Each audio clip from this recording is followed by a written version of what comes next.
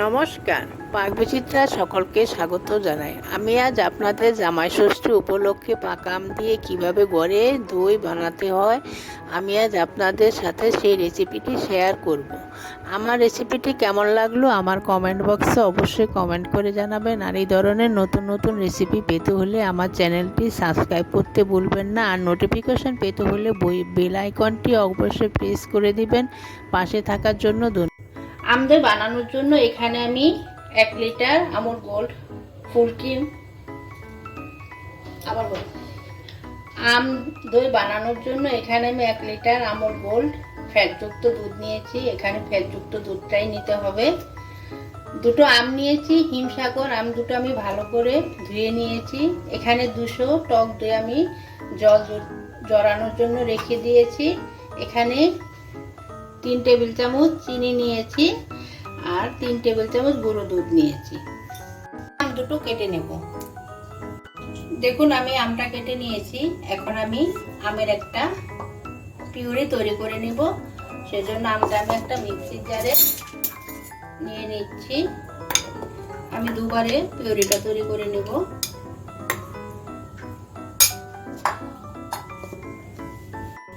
দেখুন আমি আমের পিউরি তৈরি করে নিয়েছি। এখন আমি আমের পিউরিটাকে একটা ছাঁকনি দিয়ে ছেঁকে নেব, যাতে আমের মধ্যে যদি কোনো আমের টুকরো থাকে বা আমের আঁশ থাকে সেটা বেরিয়ে যাবে। দেখুন নিচে একটা পাত্র নিয়েছি, উপরে যে একটা ছাঁকনি নিয়েছি। এখন আমি আমের পিউরিটা দিয়ে দিচ্ছি। এখন আমের পিউরিটাকে আমি ছেঁকে নিচ্ছি। পাত্রে অনেকটা পিউরি পড়েছে, এইভাবে আমি সবটা ছেঁকে নিচ্ছি।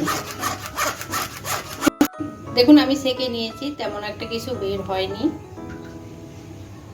এখন আমি পিউরিটাকে একটু জাল করে নেব।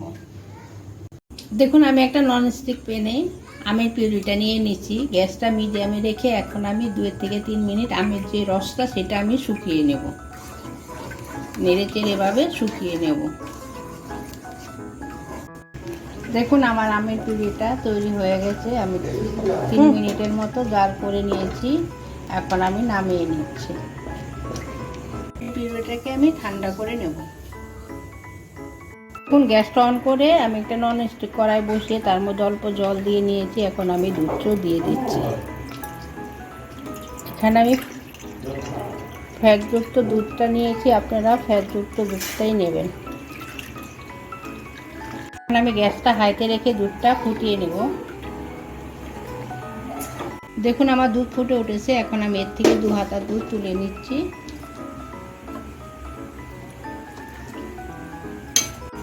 দেখুন আমার দুধটা ফুটে উঠেছে। এখন আমি গ্যাসটা মিডিয়ামে রেখে দুধটাকে অনবরত নেড়ে চেড়ে জাল করে নেব, যাতে তলায় লেগে না যায়।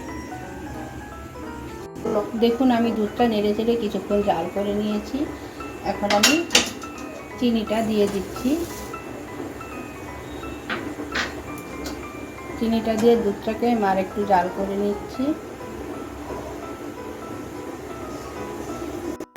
দেখুন আমি 200 টক দই জল ঝরিয়ে নিয়েছি। আপনারা যে কোনো টক দই নিতে পারেন।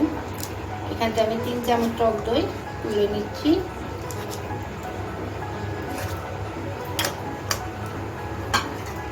দইটাকে ভালো করে ফেটিয়ে নিচ্ছি। দেখুন আমি যে 2 হাতা দুধ তুলে রেখেছিলাম তার মধ্যে আমি গরুর দুধটা দিয়ে গুলে নিচ্ছি।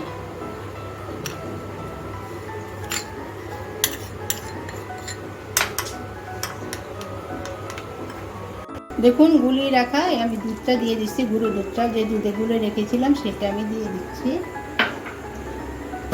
দিয়ে এখন ভালো করে নেড়ে চেড়ে দুধটাকে আরেকটু ঝাল করে নেব। দেখুন আমার দুধ জাল করা হয়ে গেছে। এখন আমি গ্যাসটা অফ করে দিচ্ছি। আমি 1 লিটার দুধকে 75% করে নিয়েছি জাল দিয়ে। এখন আমি অনবরত নেড়ে চেড়ে দুধটাকে ঠান্ডা করে নিব। গ্যাস থেকে নামিয়ে নিচ্ছি। দেখুন আমি দুধটা ঠান্ডা করে নিয়েছি। এমন গরম দুধটা নিতে হবে যাতে একটা আঙ্গুল ডুবিয়ে কিছুক্ষণ রাখা যায়। এই অবস্থায় গরম নিতে হবে। এখন আমি দুধটাকে টক দই আর আমের পিউরির মিশ্রণটার মধ্যে ঢেলে দিচ্ছি।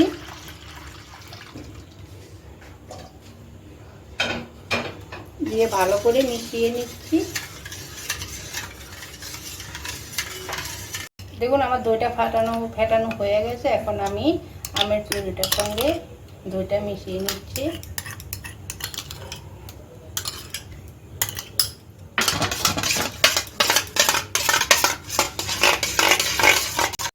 দেখুন দইটা আমি আমের সঙ্গে মিশিয়ে নিয়েছি। দেখুন বইটা আমার পড়ে গেছে। পরের দিন সকালবেলা আমি দইটা তুলে নিয়েছি। কত সুন্দর হয়েছে, কালারটা সুন্দর হয়েছে, কোনো কালার ছাড়া, ফুড কালার আমি এখানে ব্যবহার করিনি। আমি যেভাবে বানালাম আপনারা সেভাবে বানিয়ে খাবেন, দেখবেন খেতে খুবই সুস্বাদু হয়েছে। এখন আমি আপনাদের একটু কেটে দেখাচ্ছি। দেখুন গ্যাসে একটা ননস্টিক কড়াই বসিয়ে আমি তার মধ্যে একটা কিচেন তাওয়াল দিয়ে হাঁড়িটা বসিয়ে 1 থেকে 1.5 মিনিট গরম করে নিয়েছি। দেখুন দইয়ের মিশ্রণটা আমার তৈরি হয়ে গেছে। এখন আমি মাটির পাত্রে ঢেলে নিচ্ছি।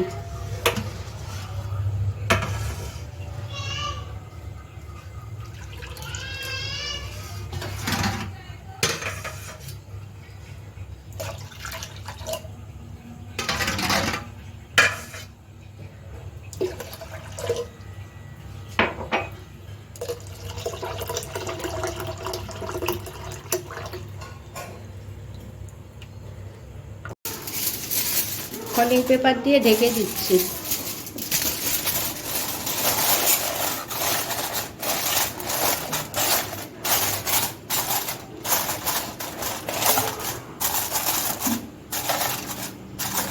ঢেকে দিচ্ছি। উপর একটা তাওয়াল দিয়ে দিচ্ছি।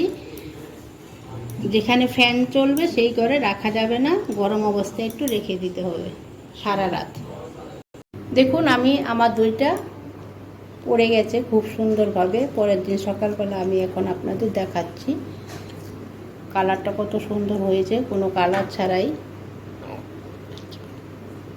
আমি যেভাবে বানালাম আপনারাও বানাবেন, দেখবেন খেতে খুবই সুস্বাদু হয়েছে।